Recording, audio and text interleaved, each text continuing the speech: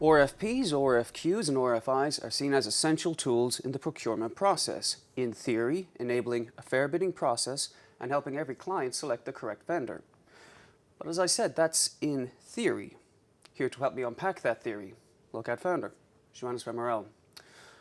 So, Joannes, RFPs, request for proposal, RFQs, request for quote, and RFIs, request for information. What is each of these documents? And importantly, how do they actually differ from one another? So they primarily reflect various stages of the initiative. So the bottom line is that, let's say, a company wants to buy something very expensive.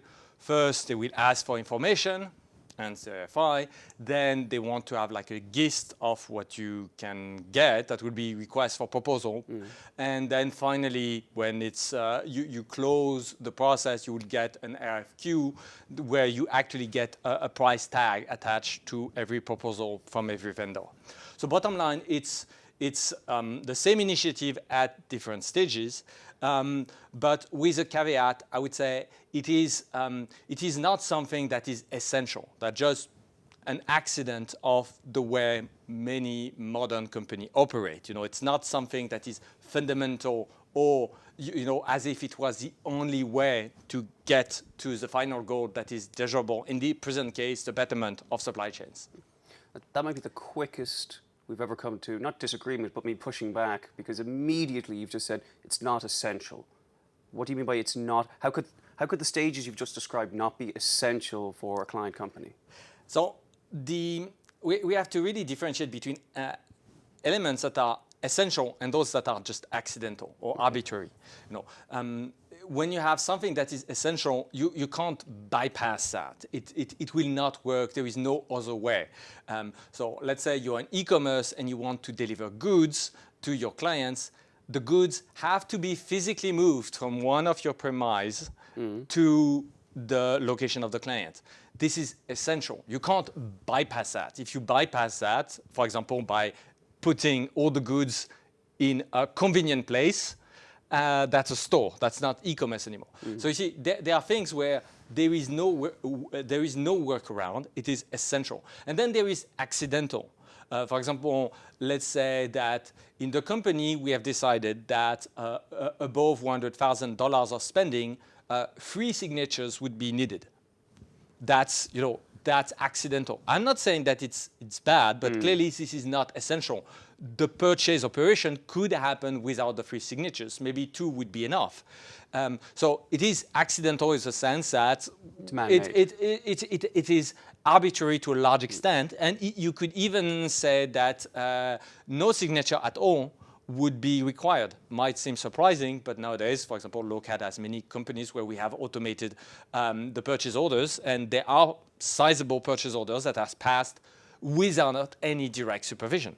So again, I'm talking about I'm characterizing the accidental complexity, and all those things, RFI, RFP, RFQ, are definitively on the side of the accidental. It's one way to look at the problem, but certainly not, a grand requirement written in the sky. I think it was in one of your supply chain lectures you said, and I'm paraphrasing, that for a company, selecting the correct software vendor is essentially an existential choice. And the implicit meaning there is making the wrong choice is essentially an existential threat. Were you being hyperbolic, or do you genuinely believe choosing correctly is the difference between survival and demise? Absolutely. I mean, it is as consequential as choosing a C-level executive. It's in a company. If you pick an ERP that is a catastrophe, it is going to do as much damage as a bad CEO. I mean, literally. There are cases like, for example, Target Canada that went bust with a bad inventory optimization project. So it is very possible with a piece of enterprise software to just kill a large company. It did happen a couple of times in the history. Nike was almost killed by i2, another enterprise software vendor, back in 2004. So even the most valuable worldwide, some of the most valuable worldwide brands could be potentially killed by a very bad case of bad enterprise software. So yes, it is existential. And that means that you really want to make a good decision. But now that do not presuppose the way you will get to this solution. You know, that I'm just saying that this choice matters a lot. I'm not saying that thus you should decide that way or that other way. Right. Well, for the sake of simplicity, for the rest of the conversation, we'll use RFP as a catch-all for all the documentation, just for ease of designation. So what exactly is it specifically about the RFP process that you find so undesirable or so ill fit for a purpose? So we are talking about software. There are no two software that are alike. Even software that have the same names, like two ERPs, two CMS, two CRM, two WMS, whatever. Even two software that falls into the same category, they vary widely. They vary in thousands of dimensions. So we are comparing. The biggest challenge is that you're comparing apple to oranges. That's the biggest thing. You cannot think that you have, and then even the problem, every vendor you will talk to sees the problem in a different light. And so you have a collection. It's not just different solutions that you're picking. It's different problems because large complex software products for the enterprise, they are very frequently quite opinionated about the proper way to even see the problem. And if there is a vendor that says, "Oh no, we adapt to all situations," it's even worse. That means that their opinion is to have no architecture whatsoever, to make no choice whatsoever, and so you're going to have something that is like the worst of all possibilities. So no, by necessity, if you want to have some integrity, some consistency in the way you solve a solution, you solve a problem, you need to have an opinionated perspective on the nature of the problem itself, and then your solution just reflect that. Again, just think of an architect for a building that would say, you know what, I have no opinion, we can do a tall building, a flat building, a subterranean buildings, and we are just going to do the average of all of that. No, it doesn't work. You can't average, multiple buildings into one. You can't average, let's say a car and a truck into something that would be the middle. Doesn't make sense. At some point, you need to have an opinion so that your solution makes sense.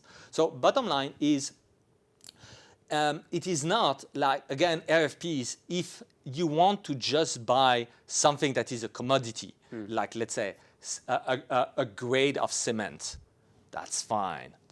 Then you can do your RFPs, you have super narrow problems, all the deliverables are essentially the same. That's a very low dimensional choice. It's how much, when will it be delivered, and what will be the tolerance for the grading that you want. Same thing if you want to have, let's say, gold delivered.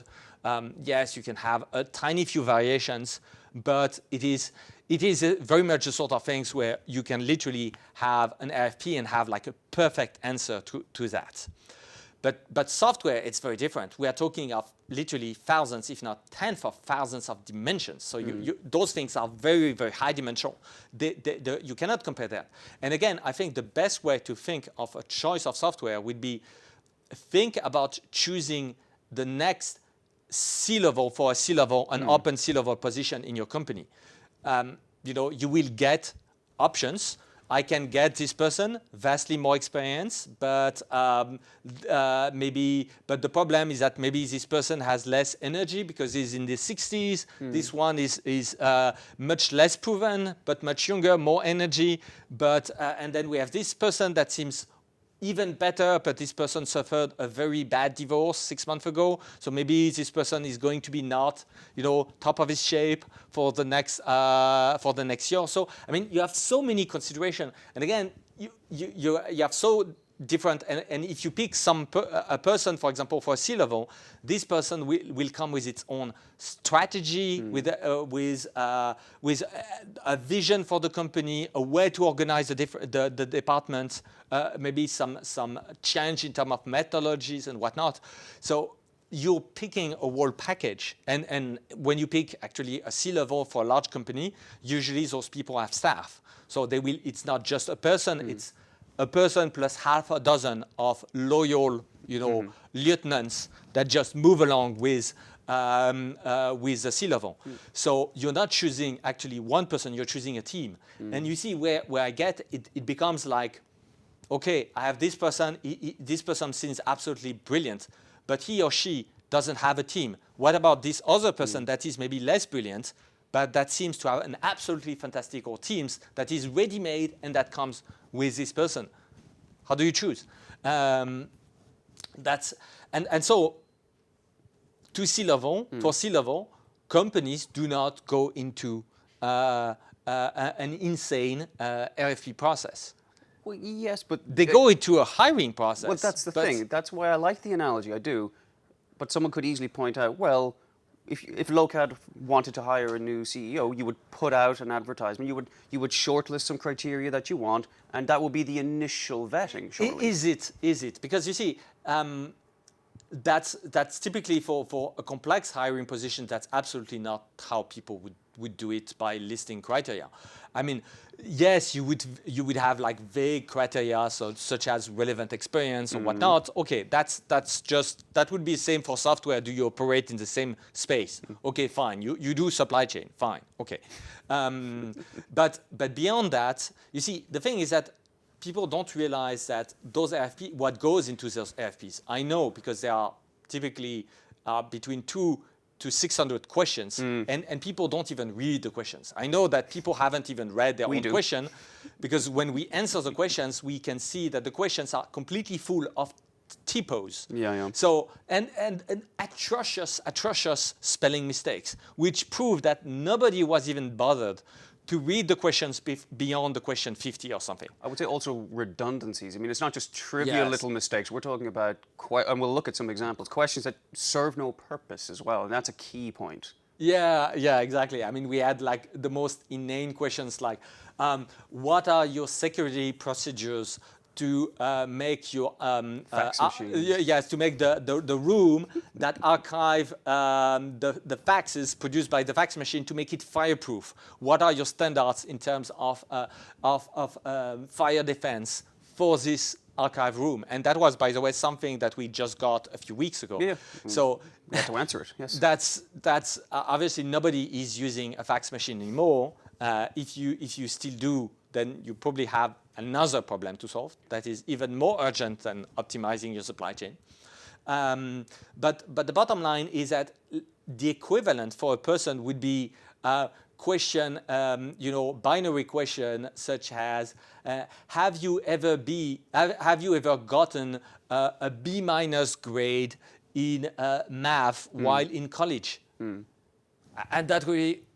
Yeah, maybe. I don't remember. I'm not even sure. Let me check. How relevant is it today? Can you could you top of your head give me the protagonist of The Tempest of Shakespeare? And the sort of questions like, and if you don't, then you don't have like the sort of cultural background that we would expect from you. It's you see, that the thing is that you get tons of cheap questions where you learn nothing. And that's the problem, is that you get 600 questions, and typically they are very narrow-minded questions. And that will, for example, the equivalent for a person would be, at what age were you when you first had to fire your first employee or first subordinate? Yeah, interesting question, but it's like, I mean, what is the context? Because if you say, oh, I was privileged enough to start firing someone at the age of 21, and it was out of sheer incompetence from my part, maybe that's not a super good answer. So you see, that's, again, the idea is that you can have a very open problem that is very ill-defined, and that you can shortlist, 600 binary questions, essentially, into your way into making the proper decision is complete nonsense. Well, actually, because I don't want to make it too theoretical, I want to make it as practical as possible. We have, in fact, collated a few illustrative questions. And again, anyone who's ever answered an RFP or any such similar document will be familiar with examples like this. So I thought I would simply just read a few, and these are verbatim from texts, from documents. And you don't have to give the answer that you gave in the text, but simply explain why exactly is this a bad question, and why does it not contribute anything to the ultimate goal of selecting the right software. I'm going to start with what is probably my favorite one. Do you have a formal code of ethics? Enron power. Yeah, I mean, the thing is, again, Enron had literally was a very known vast, yeah. a very detailed, lengthy code of ethics that was I would say at the time, that was the end of the 90s, that was recognized as this grand thing, the better standard, the golden standard. And it turned out that it was like one of the biggest fraud in the history, and that their corporate culture was rotten to the core. So the bottom line is that you're asking a question where everybody is going to virtue signal. Are you honest? Yes, I am honest. That's it. And people that will answer no, I'm not honest are going to be lunatics, and the people that say yes, well, it's either true or they are liars, but you can't tell which. So it's useless. Second question. So this is quite a long question, a little bit convoluted. How does the solution rationalize forecasting divergences to the original plan in the presence of stockouts? Okay. Very detailed question. So that's typically the sort of question that somebody wrote to look good. There was like a committee, the committee was surveying questions, and then they say, oh, we need like better questions. And then there was somebody say, oh, I have a good one, I'm going to impress the audience. And then, boom, this question made its way into the RFP.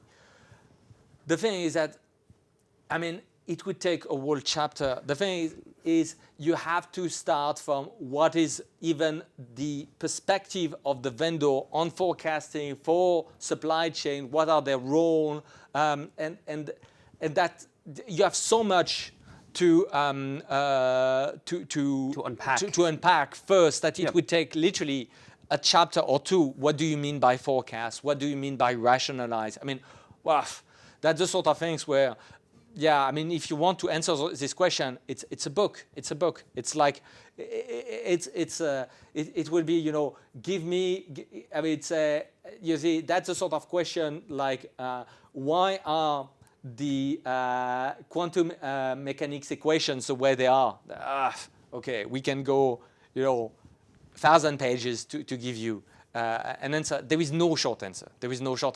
It's Well, that's a perfect segue, because, and then the next question I was going to give was the all-time classic, what is your forecast accuracy? And the thing is, as you just said, there's no short answer. And I think that underlying a lot of these questions is the presumption that there is. And in fact, anything other than a short answer to the question, you're hiding something, you're prevaricating. I asked a simple question, what is your forecast accuracy? You can't tell me. And even though, as you just said, to properly answer the question actually requires more than a sentence, that should be seen as, well, you're giving me your time and you're trying to inform me, when in fact it might be viewed somewhat punitively, i.e., well, it's yes or no, it's binary. You said no, you don't have a code of ethics. There might be a very practical reason why you don't, but you said no, therefore move on to the next candidate. But they might well have been the appropriate candidate for you.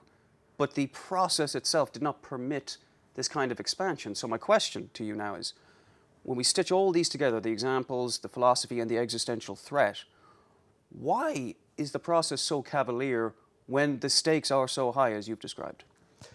I think part of I would say the sort of problem that we have with the modernity is that large organizations have, to a large extent, become incredibly large. Orders of, I mean, literally, frequently, an order of magnitude larger than what they were, let's say, 50 years ago. I mean, the giants of today are absolutely massive. I mean,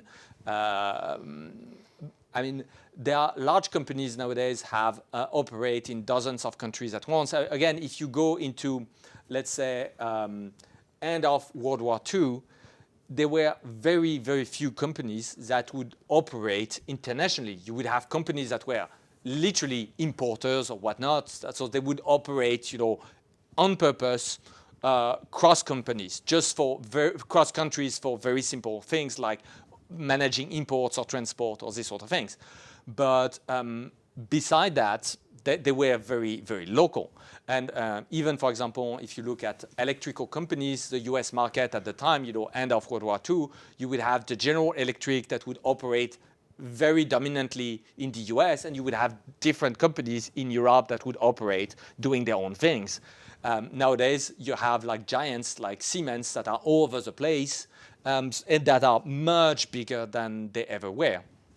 So bottom line is the landscape is we have large companies, and taking decisions, people have become incredibly, I would say, risk adverse. And so people, and the idea that you will take a decision without being able to articulate exactly why you took this decision, people are just super scared. And when I say people, I mean executives in large company. And so there is this fear of taking a decision that you can't justify. And by the way, it's to a large extent the business of consultants. A decision has already been, you know, decided, made by the management, but they just want 50 pages and 100 slides to back it up. And so they hire consultants just to do that. So that they would say, you know what, if the decision was bad, it was the consultants. But the bottom line is, you see, people are afraid to have those seemingly arbitrary decisions that they can't fully justify. But I would say this is the nature of the problem. You cannot ever fully justify a choice that is as sophisticated as picking, you know, a piece of enterprise software versus another. Just like you can't ever fully justify why the board, for example, cannot fully justify why they pick this CEO versus the 100 other candidates that were available on the market for the job of CEO. It doesn't mean that it's a bad choice. It's just that at some point, you know, there are things that are too subtle. And just again, think of it as, could you try to find objective reasons, if we go back to Shakespeare, why Shakespeare is a great author? You know, if you want to have like checkpoints, check marks, it's very, very difficult. It's very elusive.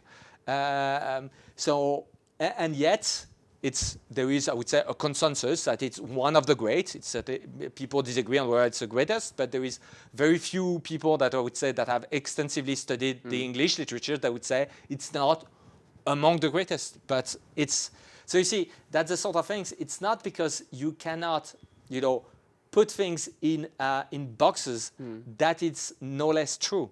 And that's this idea of rationalism, which is kind of a disease of the modern mind. You know, it's not rationality, it's rationalism. It's, you're not too sure about the way you could fully justify your decision, and so you want to fall back on checkboxes because it looks like something more rational, but it is not.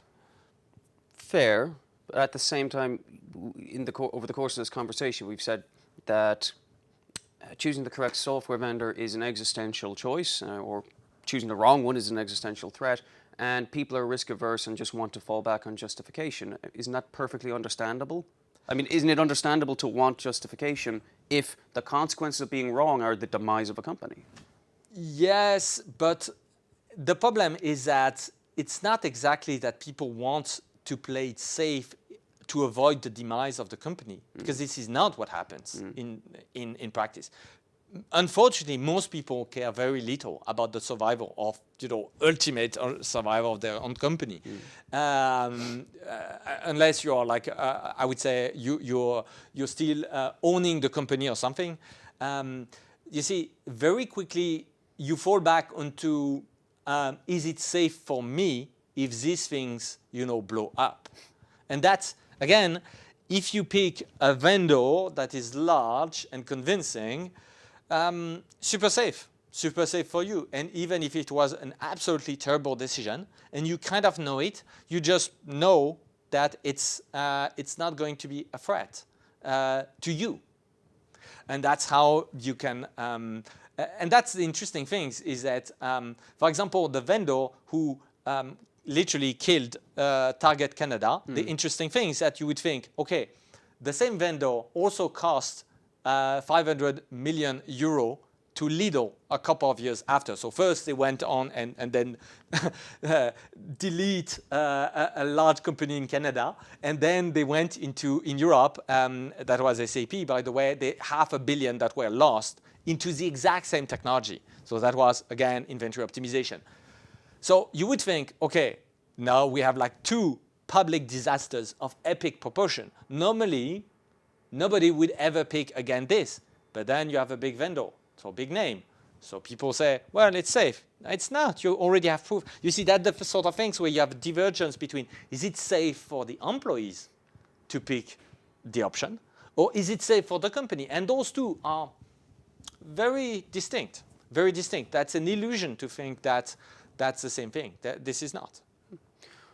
Well, if we push on a little bit, and I don't want to fall into the trap of saying, well, if someone provides a critique, they must also have a solution. That's not true. A critique can be perfectly valid on its own terms. So we've critiqued. If you were to make changes then, because you have very practical and theoretical objections to the RFP process, if you were to make changes to it, just to improve it a little bit, not to fix it, just a little bit, what would it be? If you just remove it and replace it by nothing, gut feeling, you will still get a better outcome. So literally, I mean, this is the sort of things where those processes are so dysfunctional that a gut feeling and potentially just an open debate with 5 people in the company, and then you forget all of the process. You just keep it completely informal. You organize as many interviews as you feel necessary with the various vendors, just like you would for if you were to interview for a C-level executive. You see, how many interviews do you need? As many as it takes. Maybe after 2, you're absolutely convinced that this person is the one. And maybe you think that no, you need 10. There is no rule. So I would say forget that all the rules. Just use your judgment, and that will already be a vast improvement over a rigid process. Because you see, the problem with RFP, and that's probably the biggest problem, is that suddenly people stop to think. They stop thinking. They just follow the process. So you have corporate drones that just do the stuff in sequence instead of thinking. If you have no process, everybody is forced to pause and think for themselves, and say and ask questions like, am I hearing something that makes sense? Does it look credible? Does it fit with our strategy? Does it generally? What is my gut feeling? Do I really think it will work? Do I think it will be competitive over time as a solution, etc.? Forget about asking the vendor those questions. They will lie to you. So you and then how many meetings? Well, it really depends. Maybe depending on, for example, the type of vendor or the sort of solution that is being proposed, maybe you will need fewer meetings or more meetings. I mean, one of the sort of things is that when you go for an RFP, every single vendor has exactly the same number of meetings. Why is that? You have vendors that says our product, all the documentation is online. You don't even need to meet to discuss what is in there. You could just check. So obviously, if everything is already online. Why do you need to organize a meeting to ask questions that are already answered online? So you see, that's the sort of things where, again, if you just pause for a second, stop thinking in terms of RFP, suddenly whatever comes to your mind, if you're not, a complete idiot, and most likely if you ever reach the position of being an executive in a company, I mean, to some extent, the company trusts your judgment. I mean, that's why you're in this position in the first place. So chances are that you are capable of exercising, your judgment and make, spot mini decision how to steer the process. And yes, it feels like very unscientific, but it's okay. Occurs to me there's potentially another way. Well, I mean, let me sketch something out. Instead of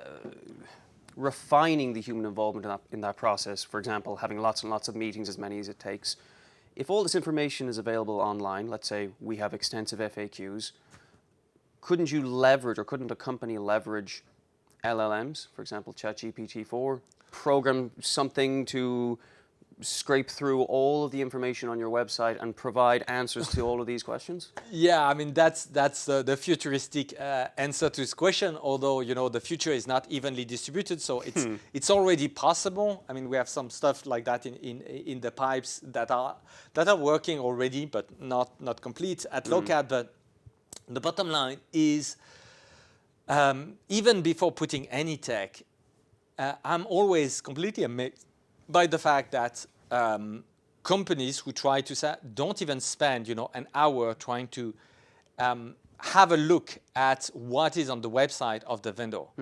And again, if the vendor puts nothing, it's a red flag. It's a massive red flag. You see, it's people say, "Oh, I am so experienced, so competent, but I can't tell you anything about what I do or how I do it." Very strange, very strange. So my message would be, you see, first, do your own due diligence. When it comes to software, the interesting thing is that most of the stuff is online, and when it's not online, it's a massive red flag, massive.